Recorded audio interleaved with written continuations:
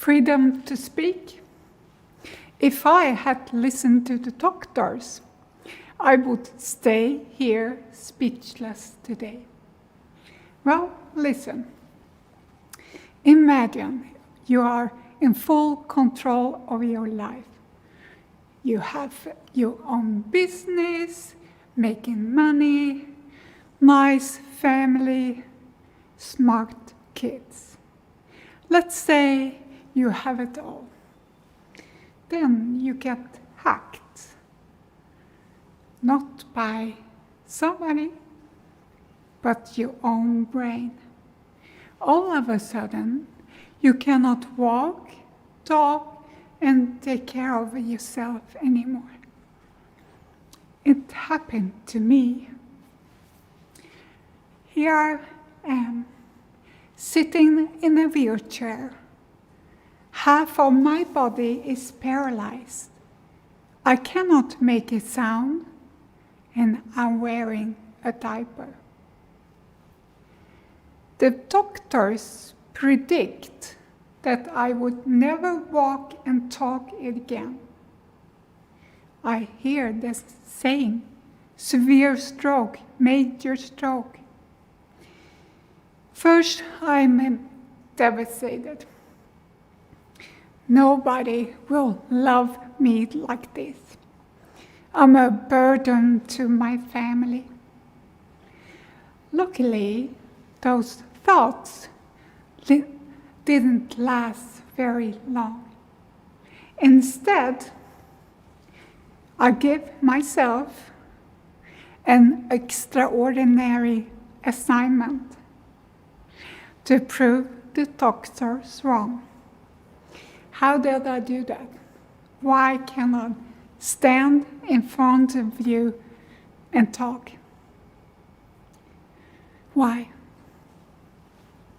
Because I learned to think outside the box. Which box? The box of things we already know, our comfort zones, if you want. Studies have shown that only 3% of us create ideas outside the box. Why? I think we are scared of losing our reputation. If might go wrong, we might look like a fool. When we are stuck in something, we tend to go around in circles and try the same things over and over again. We are using the knowledge inside the box. My new habit became acting and thinking outside the box. And that changed my life forever. How did I do that?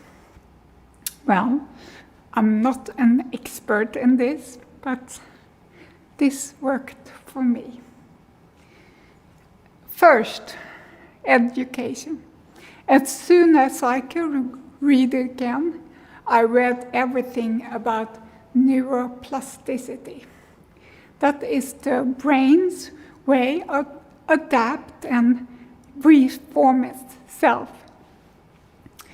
Then I combined this new science to what I already knew while keeping my goals in my subjective mind always. I was searching for simple answers. Any kind of input that will bring me closer to my goals. Then I put my ideas into practice in a trial and error toolbox. Most of my ideas were crap, but a few good ones as well. This is in short how I managed to outsmart my ability to walk, talk, and use my arm in a more normal way again, against all odds. 1 year post-stroke, I could walk with a stick in my hand and a brace on my foot. The therapist told me I would wear the foot brace forever because a drop foot, which I had, cannot recover after this much time. A drop foot is like this. If my hand is my foot, it drops like this and it cannot get up. I didn't accept it. On my first vacation post-stroke, I decided to throw away my stick and my brace forever. I was wobbling around barefoot, and people came up to me and said, "Are you all right?" I couldn't say anything, but I couldn't talk. They probably thought I was crazy, but I wasn't crazy, not at all. You see, I had studied barefoot walking, and I know that barefoot walking gives so many more signals to the brain. So I walked barefoot on grass, in the sand, in water, on stones, and even later on snow. I figured this uneven ground will make my foot go up. I was imagining myself as a cave woman who had to walk, otherwise she would be eaten by some kind of animal. I was right.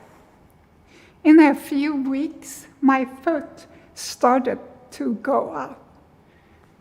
In a few months, I could walk almost normal again. What about my arm? My arm is still a work in progress, but at least I got rid of most of my spasticity. Spasticity occurs when there's damage to the nervous system by a stroke or an injury or disease. It makes the muscles stiff and flexed. I remember I was watching an interesting lecture on babies and their inborn reflexes. I was thinking to myself, maybe I could lose my spasticity by training all the way from the start, like a baby. I was doing pre-crawling exercises, mimicking the movement that a baby does before it starts to crawl. 2 years of very hard work, but as you can see in this video, it worked. What about speaking? Why can I stand in front of you and speak perfect like this? I'm just kidding you. It's not perfect, but I'm working on it. Instead of repeating all those words that the speech therapist wanted me to do, I concentrated on the mechanics of speaking, the tongue. I read about the tongue. I watched people's tongues. I felt people's tongues. And voila, a TED Talk. We can all challenge ourselves to think out of the box. You don't have to be in a situation where I was, struggling to survive. If I listened to the doctor's inside-the-box approach, I wouldn't have recovered this far. No way. And imagine if we can lose our fear of criticism, apply the out-of-the-box principle, and realize that many errors will be made. Then we can see enormous opportunities before us, even for mankind.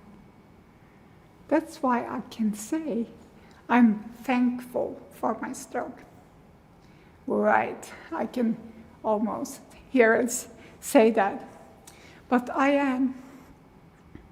You see, my life wasn't all that happy before my stroke. It was too superficial. And I worked myself silly, 60 hours a week in a job that meant nothing to me. I didn't have enough time for family and friends. But now I have. And guess what? I'm working in an out-of-the-box, research-based experimental clinic for brain injuries. And I found my true purpose in life. That is to invent tools to make it easier for people to recover. I want you to think about this. Today's standard care was yesterday's experimental treatment. And before that, in many cases, one man or woman's out-of-the-box idea. We should never forget that. Thank you.